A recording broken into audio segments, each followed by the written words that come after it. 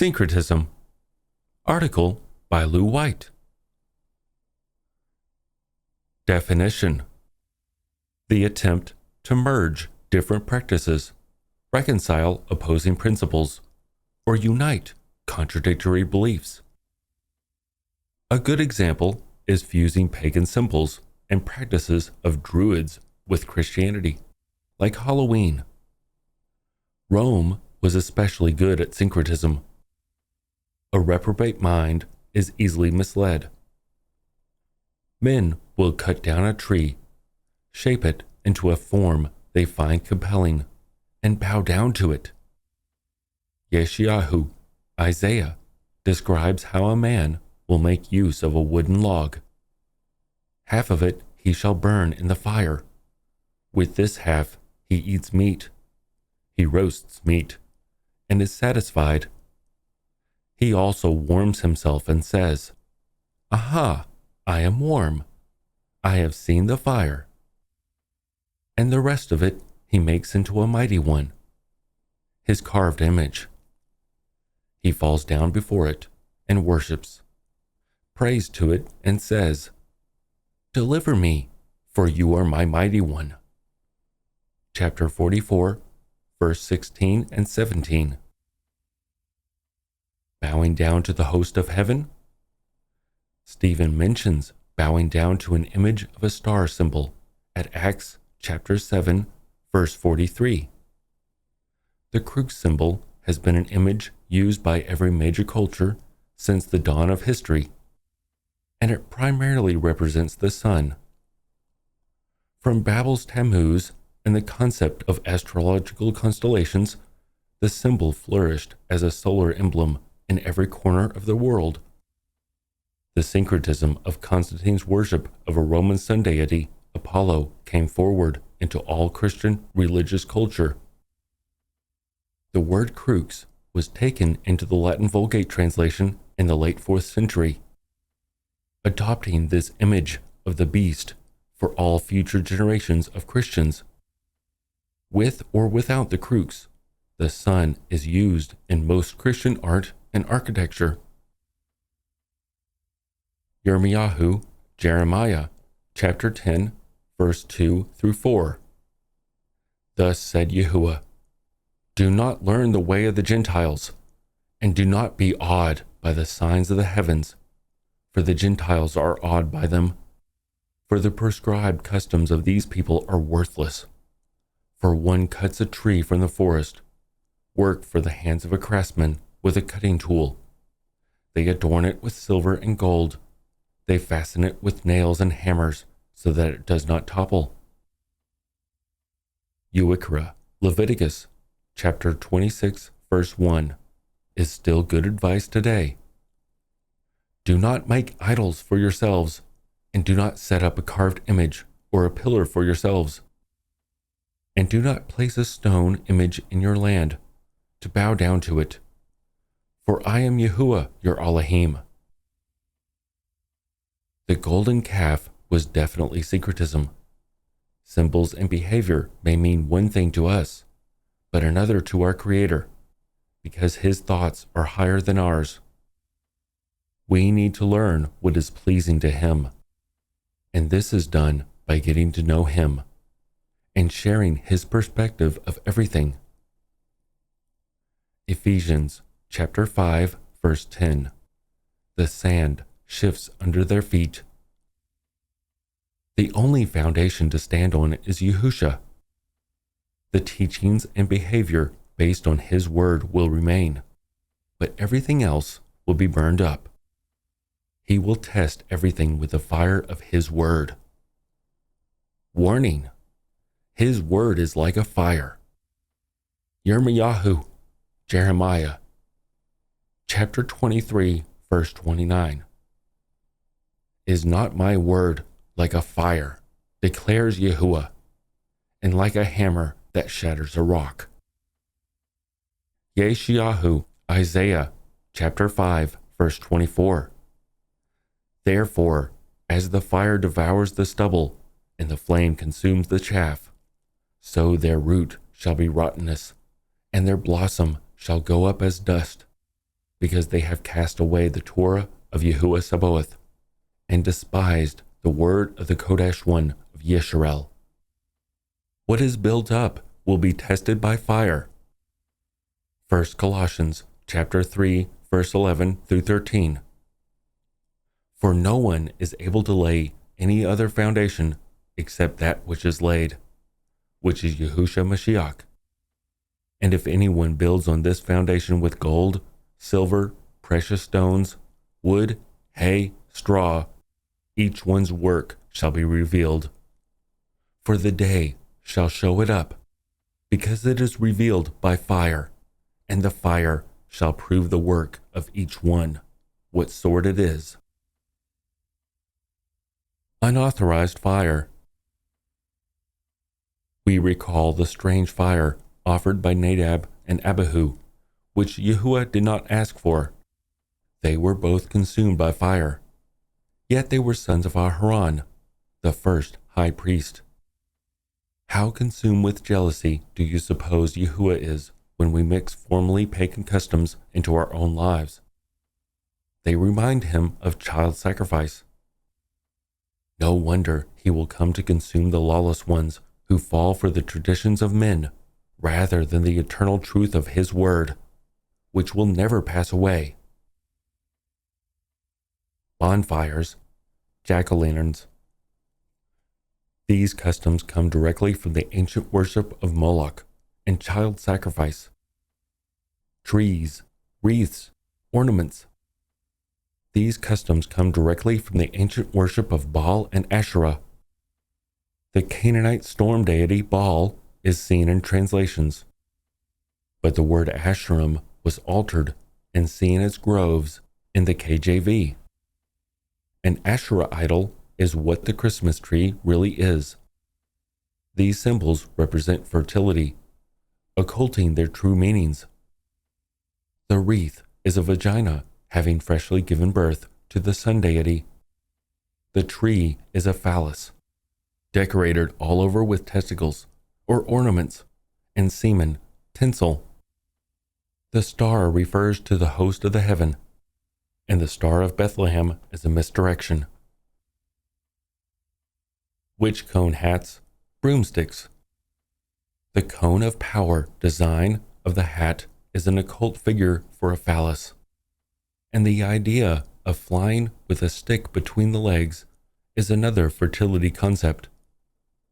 The occult meaning, teaching the corn to grow by flying above it in sexual symbols, interpreted only by those trained in the ancient mysteries. Birthday cakes, cone hats, candles. The celebration of one's day of birth is directly from the old religion of astrology. A cake is baked for the Queen of Heaven, and a person blows out candles as they make a wish to a personal genie that rises on the smoke to the host of heaven.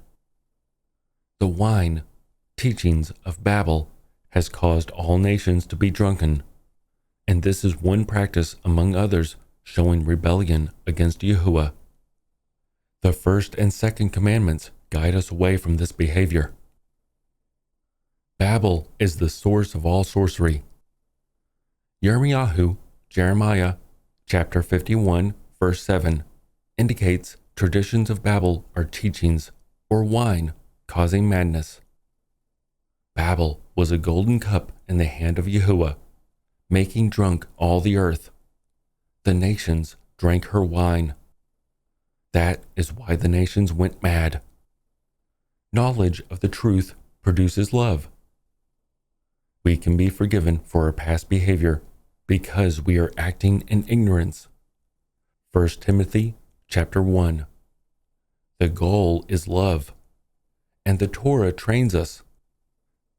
When we are fully trained by it, we are no longer under the tutelage of it, but we practice it in the world. Our behavior brings persecution from those who are religiously rebellious people. They feel justified due to their great numbers and long-held traditions. Yahushua warned us of the broad path that leads to destruction. Matthew chapter 7, verse 13. The 19th century philosopher and theologian Søren Kierkegaard wrote in his book, Purity of Heart, "The larger the crowd, the more probable that which it praises is folly, and the more improbable that it is truth, and the most improbable of all that it is eternal truth." What is sin? We show Yahuah we love him by guarding his commands. When we ignore or alter them, we are criminals to him. Sin is lawlessness, transgressing the Torah of Yahuah. 1 Yehukanan, chapter 3, verse 4. Yahuah's 10 commandments teach us how to love him, the first 4, and love our neighbor, the last 6. The world is deteriorating due to our failure to believe the word of Yahuah.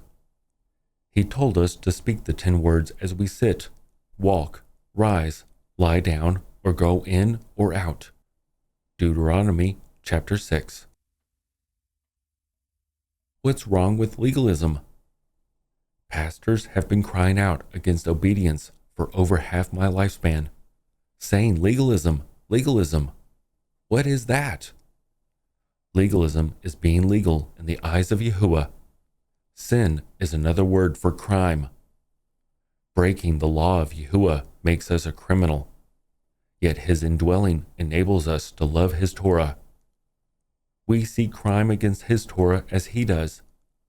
The list of accusations that were against us, our crimes, has been taken out of the way because Yahushua took them away through his shed of blood for them. The list of our crimes was nailed to the stake. They can never be used to accuse us. They've been removed. We must not sin willingly, and crime has not been redefined. What used to be sin remains sinful. Sin is still sin, but the penalty for the sins has been put upon the innocent Lamb of Yahuah. We do not continue to sin. Romans chapter 6, verse 1. We are criminals if we continue to commit the crimes against his Torah or instructions. If we do not listen to his instructions, he said he would come to burn the entire earth. Malachi chapter 4, verse 4 through 6. What we have inherited from the church fathers has turned many ears away from hearing the Torah, causing our prayers to be an abomination in his ears. Proverbs chapter 28, verse 9. During the day of distress, tribulation, the Gentiles will come from the ends of the earth and say, "Our fathers have inherited only lies and futility, and there is no value in them." Jeremiah chapter 16, verse 19. Everything we see practiced is a strange fire from a pagan origin.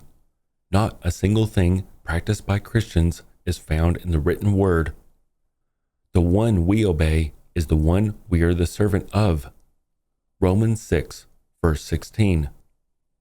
When will pastors begin to teach the truth rather than defiling traditions? Morphing into weirdness. Pastors or their followers may say, "For me, every day is like a Sabbath." Sunday can mean different things to different people, but there is no scripture on that. Over 30 years ago, I approached my pastor and asked him about the weekly Sabbath. He told me to pick one day out of the 7 to rest. I then asked him if it would be all right with him if I picked the 7th day as it is written. He told me I would be Judaizing if I did, referencing the Council of Laodicea. People believe Yahuah sees things as they do, since in their minds there's a way that seems right to them, but it leads to death. Proverbs chapter 16, verse 25. Private interpretation and the contempt that church fathers had for the instructions, or Torah, have led us far from the narrow way.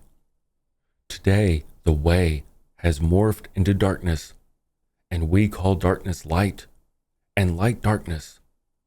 What Yahuah calls good is called bad. Legalism should mean a good thing, and what is bad is called good.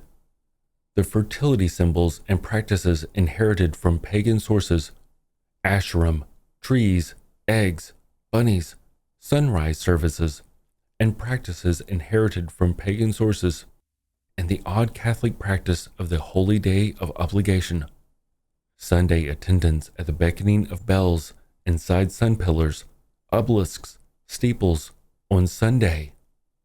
Deuteronomy chapter 12, verse 8 and 9. Do not do as we are doing here today, each one doing whatever is right in his own eyes, because you have not yet entered the rest and the inheritance which Yahuah your Elohim is giving you. No divisions. 1 Colossians chapter 1, verse 10. And I appeal to you, brothers, by the name of our Master Yahushua Mashiach, that you all agree, and that there be no divisions among you, but that you be knit together in the same mind and in the same opinion. What is popular is what most likely is folly. Hebrews 4 discusses a seventh day, not a first day. Entering into his rest. Hebrews chapter 4, verse 4 through 6. Somewhere he has said thus about the seventh day. And Elohim rested on the seventh day from all his work, and in this again, if they shall enter into my rest. Since then it remains for some to enter into it, and those who formerly received the Besorah did not enter in because of disobedience. Can we pick which day we like out of the rest? Or is the day Yahuah blessed, and the one he called the sign of the eternal covenant between him and his people forever? Exodus chapter 31, verse 17, and Deuteronomy chapter 28, verse 46. The 71 times the Sabbath day is mentioned between Matthew and Revelation is not any day we may choose. Yahusha's reference to the Sabbath day in his end times warning is highly specific. The same warning seems to concern the text in Malachi chapter 4, verse 4 through 6, directing us to remember the Torah. The fourth commandment has been trodden underfoot due to the beguiling of the dragon. If we rest on the seventh day, who are we obeying? Yahuah or the dragon? Does Yahuah change? To observe, practice, behave in any other way is a strange fire to Yahuah, and teachers must guard what they teach the sheep. Until the last few years, the meaning of the 7 festivals has been sealed. The day of Yahuah is coming soon, so Yahusha's Spirit is revealing the things he is about to do. See Amos chapter 3, verse 7. Truth is being restored for those with ears to hear. Remember the goal. 1 Timothy chapter 1, verse 5 through 8. Now the goal of this command is love from a clean heart, from a good conscience and a sincere belief, which some, having missed the goal, turned aside to senseless talk, wishing to be teachers of Torah, understanding neither what they say nor concerning what they strongly affirm. And we know that the Torah is good if one uses it legitimately. Claiming the excuse, not for us. Replacement theology, the idea Yahuah has chosen different people. And dispensationalism, that Yahuah has different requirements now, and the Torah is annulled, have both caused pastors to teach their followers how the clean, unclean, or Sabbath instructions are for others, but not for them. It seems there are 2 bodies and 2 different dispensations in their minds. In the day of distress, or tribulation, those who keep and teach Torah will be fine, but the Gentiles will realize something. Yahuah, my strength and my stronghold and my refuge. In the day of distress, the Gentiles shall come to you from the ends of the earth and say, our fathers have inherited only lies, futility, and there is no value in them. Jeremiah, chapter 16, verse 19.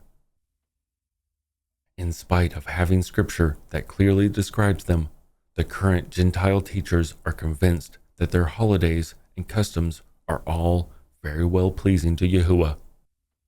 Keeping the commandments is downplayed, while they hold tightly to tithing, which empowers, supports, and entrenches them in lawlessness. Without a shred of teaching found in Scripture, Sunday is one of their strongest promotions of all. A lie must be repeated over and over until it becomes accepted as truth, but it doesn't make it true. Repetition doesn't make anything true. Woe to those who call evil good and good evil, who put darkness for light and light for darkness, who put bitter for sweet and sweet for bitter. Yeshayahu, Isaiah, chapter 5, verse 20. Let the wrong forsake his way, and the unrighteous man his thoughts. Let him return to Yahuah, who has compassion on him, and to our Elohim, for he pardons much. For my thoughts are not your thoughts, neither are your ways my ways, says Yahuah. For as the heavens are higher than the earth, so are my ways higher than your ways, and my thoughts than your thoughts. For as the rain comes down and the snow from the heavens, and do not return there, but water the earth, and make it bring forth and bud, and give seed to the sower and bread to the eater, so is my word that goes forth from my mouth. It does not return to me empty, but shall do what I please, and shall certainly accomplish what I sent it for. Yeshayahu, Isaiah, chapter 55, verse 7 through 11. Yahuah's people always had a tendency to mix their worship. We choose not to eat from the wrong tree. Let's guard the commandments and bear good fruit. Yahusha is coming for his bride, the wise virgins. Yahusha has her hand, and she loves him above all.